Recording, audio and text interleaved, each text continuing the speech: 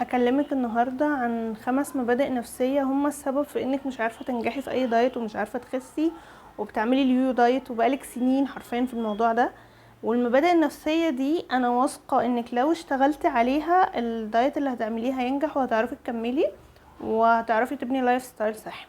اول حاجة واكتر حاجة شائعة هي فكرة التعقيدة من شكل جسمي، فكرة ان انا متضايقة من شكل جسمي، ما بحبش شكل جسمي، انا مش عارفة، مش بحب اتصور، مش بحب البس، خلاص انا لازقة في حاجات معينة وحاسة ان انا مش بنت، حاسة ان انا مش من حقي ان انا البس حاجات تانية شكلها حلو عشان انا وحشة، انا تخينة.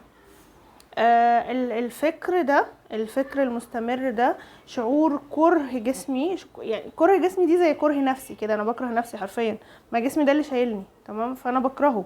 فايه بقى الشعور ده؟ كفيل انه ما يخليكيش تخسي، ولو خسيتي كيلو او 2 كيلو هترجعي تاني. ليه بقى؟ لان احنا لما بيبقى عندنا مشاعر، دماغنا مش بتفرق بين مشاعر الكره والحب، يعني مش هتفرق، مش هتقول مثلا انت بتكرهي شكل جسمك فيلا نغيره، لا. المشاعر الشديدة بالغضب تجاه جسمك بتفقدك ثقتك في نفسك، بتخليكي متوترة، فكورتيزولك اهو بيكون عالي، وطبيعي الكورتيزول وهو عالي صعب تبطلي سكر وصعب تبقي مرتاحة تمام. كمان الرفض الحاجة بيصعب جدا انك تخسريها، في حين ان انت لو تقبلتي اللي انت فيه هتلاقي الموضوع ماشي جدا يعني. طب انا هتقبله ازاي او ازاي هصلح الموضوع ده؟ كل اللي عليكي، انا عارفة ان صعب ان نتصنع حاجة، يعني صعب ان انا اقول مثلا ان انا بكره جسمي فلا انا هحب جسمي، صعب، الموضوع مش بيمشي كده، هيكون صعب.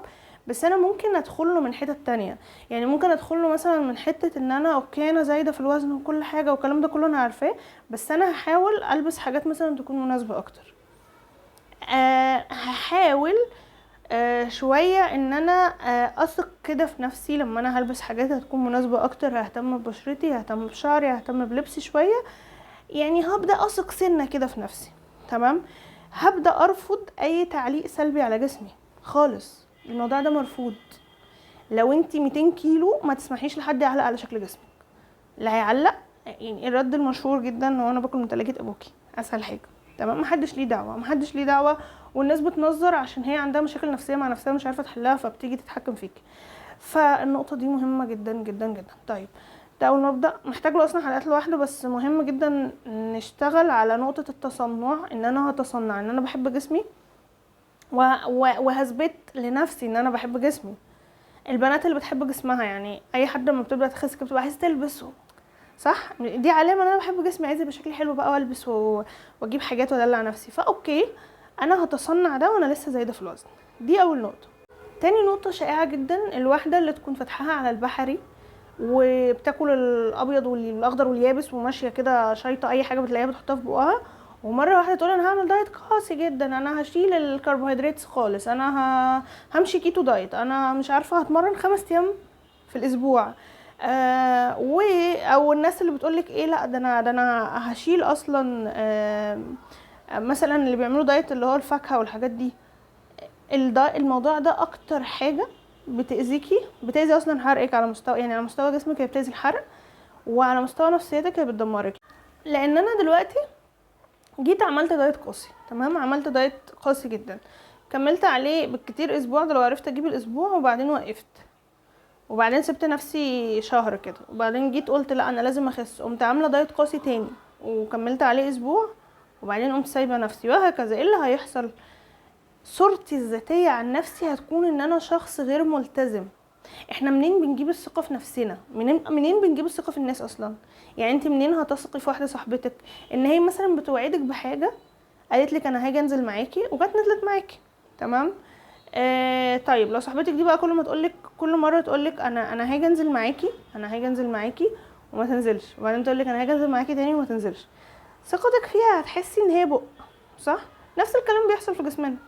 انا هعمل دايت جامد جدا وهلتزم والمره دي غير وطاقه كده رهيبه، واسبوع وخلاص والموضوع يروح لحاله، مره في التانية في التالتة في الرابعه في الخامسه خلاص جسمك خلاص، يعني انت نفسك مش هتصدقي نفسك، عارفه اللي هو خلاص انا هلتزم بالدايت من بكره، هتقومي الصبح تاكلي عادي خالص، عارفه اللي هو كلام عيال، فده بيأذيكي جدا. طيب ايه الصح اللي انا بشوفه كاخصائيه تغذيه وكشخص عانى من اضطراب طعام وعانى من السمنه وخس تاني؟ اللي انا بشوفه صح هو ان انا ابدا باللي انا اقدر عليه. ممكن واحده تكون اللي هي تقدر عليه ان هي تنزل جيم، هي مش قادره دلوقتي تبدا دايت، بس هي ممكن تنزل جيم وتبدا تظبط حاجه في حاجه كده في الدايت. مثلا تقول خلاص انا مش هجيب اكل من بره، انا هعمل حاجه صحيه. تمام. شويه بدات خلاص بدا الجيم يبقى عاده عندها، تقول طب هشيل كذا من اكلي، طب هشيل كذا من اكلي، وهكذا. هتلاقي نفسها بتخس. اي تغيير هتعمليها هيبان، يعني اي حاجه مهما كانت بسيطه هتعمليها هتبان. فلقيت نفسها بتخس فبدات تزود تزود تزود، تبدا تثق في نفسها، يبدا يبقى في مساحه من اللي هو شويه شده وشويه طريان، فتقدر ان هي تكمل. تمام. فتبدا ثقتها في نفسها ترجع وهدوءها كمان يرجع. فالنقطه دي مهمه جدا. ما تحاوليش تعملي دايت قاسي، لو رحتي لاي دكتور ولقيتيه بيقولك انا هبدا معاكي دايت قاسي، اهربي اهربي بجد. مش مهم تحققي ارقام سريعه، المهم انك تبني عادات تخليكي تعرفي تكملي. النقطه اللي بعد كده في عقليتك محتاجه تغيريها هي نقطه ان انت تكوني شايفه ان الاستثناء هو الدايت. يعني انا العادي بتاعي ان انا بعك والاستثناء هو الدايت. لازم تلعبي على دماغك وانتي بتكملي وانتي بتبداي الدايت ان ده اللي هيكون العادي بتاعي. انا العادي بتاعي مش هقوم اشرب شاي بلبن وبقسماط كل يوم، لا، انا العادي بتاعي ان انا هاكل بيض وفول وخضار والاستثناء اني ممكن يوم اقوم اشرب شاي بلبن. تمام. برمجي دماغك على ده، لانك لو ما برمجتيش دماغك على ده هتفضلي في الموضوع ده طول عمرك. اوكي انا عملت دايت وخسيت، وبعدين خلاص بقى ما انا خلصت وخسيت هتخني تاني. فلازم السيستم بتاعك يتغير، ان العادي بتاعي الاكل الصحي. طب ده هيتغير ازاي؟ هيتغير اكتر حاجه هتغيره ان انا حاوط نفسي بناس ده الطبيعي بتاعهم. طب انا عيلتي وصحابي والناس كلها بتعك. السوشيال ميديا، تابعي بنات محتواها عن الاكل الصحي وان ده العادي. تابعي اخصائيين تغذيه، تابعيني مثلا. تمام. تابعي بنات من اللي هم بيعملوا لايف ستايل، بينقلوا الهيلثي لايف ستايل بتاعهم. هتشوفي ده كتير فهتحسي ان هو العادي. لو نزلتي جيم وبقيتي وسط بنات بتتمرن وجسمها حلو، ده العادي بتاعهم. وبعدين الميزه في الجيم ايه بقى؟ ان انت هتلاقي بنات بتتمرن وجسمها حلو وبنات بتتمرن ولسه ما بقتش حلوه، فهي لسه يعني لسه بتبدا مثلا. فهتلاقي جميع المراحل، فهتحسي ان ايه، انت شايفه النتيجه اللي هتوصلي لها وشايفه النتيجه اللي انت كنت عندها مثلا. فاهمين؟ الحاجه الرابعه هي فكره عدم التمرين. فكره ان انا التمرين مش مهم والجيم مش مهم وانا هعمل دايت وهخس. طيب الكتله العضليه، كان في دكاتره بيعرفوا الشيخوخه ان هي خساره العضلات. تمام. الكتله العضليه بتاعتنا لازم تزيد. ده هيحصل ازاي من غير تمرين؟ تمام. ما احنا بنتكلم دلوقتي في ناس عايزه تبني يعني عايزه تبني لايف ستايل هيلثي وتكمل عليه وتخس صح. الجيم مهم جدا جدا جدا جدا. مش قادره تنزلي جيم، هاتي اساسك المقاومه وتمرني في البيت. تمارين المقاومه بالذات، الكارديو مهم بس تمارين المقاومه بالذات. ليه بقى؟ اول حاجه هتحسي بيها لما هتعملي تمارين مقاومه انك هتلاقي نفسك يعني ممكن الميزان ما ينزلش بس البودي شيب بتاعك بيظبط اسرع. تمام. فلازم تحطي في اساسياتك كده، في عقليتك الجديده اللي بتبنيها عشان تكملي في الدايت، ان التمرين. اخر حاجه ان تكون عقليتك فيها مبدا الحلول السريعه والسهله. الحلول السريعه والسهله مش هتوصلك وهتديكي وقت اطول.